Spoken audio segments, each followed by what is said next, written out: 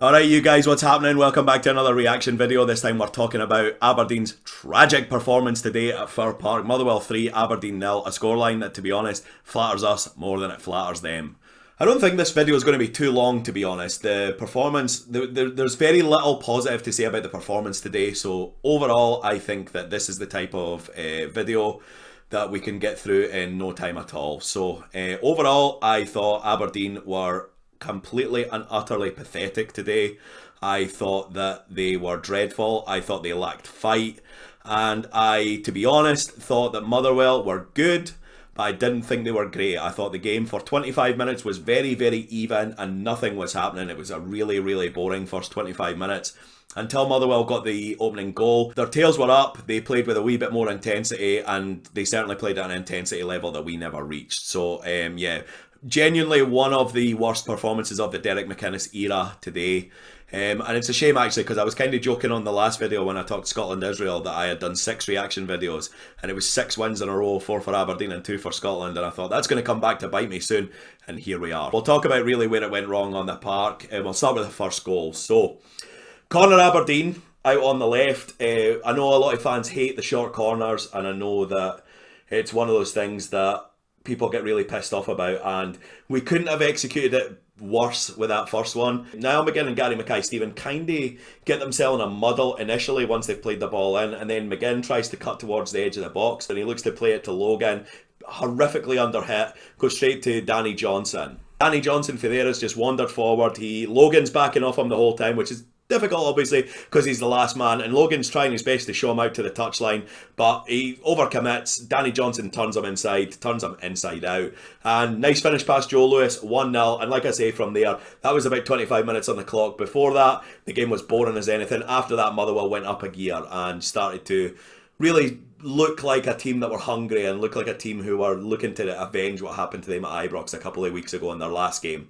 Second goal's a wee bit of a comedy of errors as well. It's probably the least ridiculous goal we've conceded all day, but even then, it's corner to them out on the right. He'd swung in, Curtis Mayness came free at the near post. He's swung it, he's not got a great connection to it, and the ball just hangs in the air forever, just waiting to be booted away, but instead it's Johnson again, heads it past Lewis, 2-0, and to be honest, the way we've played going forward this season, even with an hour to go at 2-0, it felt like game over.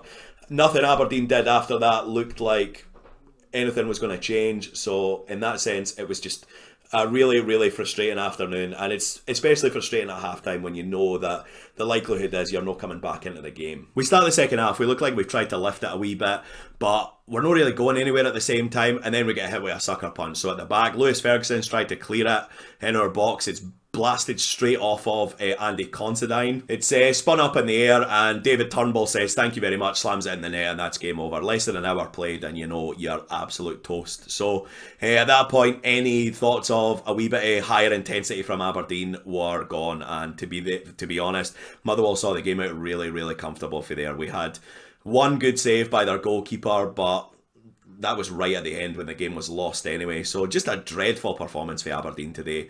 Genuinely one of the least enjoyable ones I've seen in a while.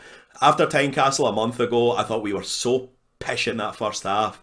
But in the second half, I didn't think we were any good, but we were at least fighting. We at least were creating things. We were at least looking like a team that might get into that game at some point. Whereas today, it was just never going to happen. That was the worst performance of the season, and it's hard to remember too many Derek McInnes performances that were as bad as that. To be honest, it's probably the worst performance since the last time we lost 3-0 to Motherwell, and that was an absolute tire fire at Hampden. Let's go through the team. I'm not going to single out everybody, but I'm going to talk about certain guys. Considine played centre half today for Mikey Devlin, and the most frustrating thing about Considine, and to be fair, he didn't get penalised for this a lot, but every time the ball was played forward, he's wrestling the boy. He's grabbing the shirt with both hands, and to be honest, better referees will spot that, and better referees will penalise him every single time, so that was frustrating. Max Lowe ran out of ideas every time he went forward and wasn't great at that back. Shay Logan was punting the ball up the park, just doing absolutely nothing. Niall McGinn, I mean, he's been obviously at the club for six years pretty much.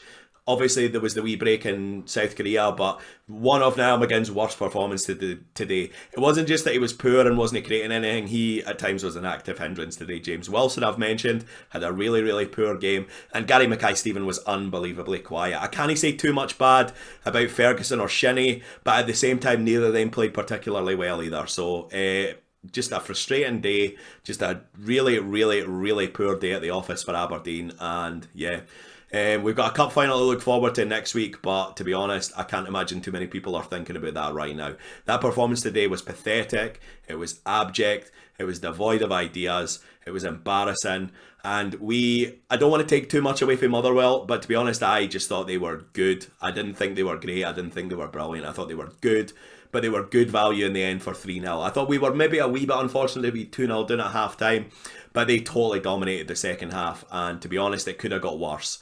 There was a couple of balls flashed across the box that if there had any takers, it could have been 4 or 5, and we kind of escaped a little bit in the second half. So I don't want to take anything away from Motherwell. Like I say, credit to them. They worked hard today. They knocked their pan in, and they gave a good reaction to the result at Ibrox a couple of weeks ago. But for us, it's back to the drawing board again. I think the last 4 wins, as enjoyable as it can be to go out and win 4 in a row, the performances for the most part, with the exception of Hamilton, were sketchy at best and other times terrible. Like the Kilmarnock performance was terrible, but we had 2 shots on goal and we buried them both. Rangers' performance was battling, and we did well to keep them at bay, and then we got the goal. The Hibs performance, I thought we wanted it more, and that's what's frustrating about the day. I thought against Hibs, we didn't play great, but we wanted it more.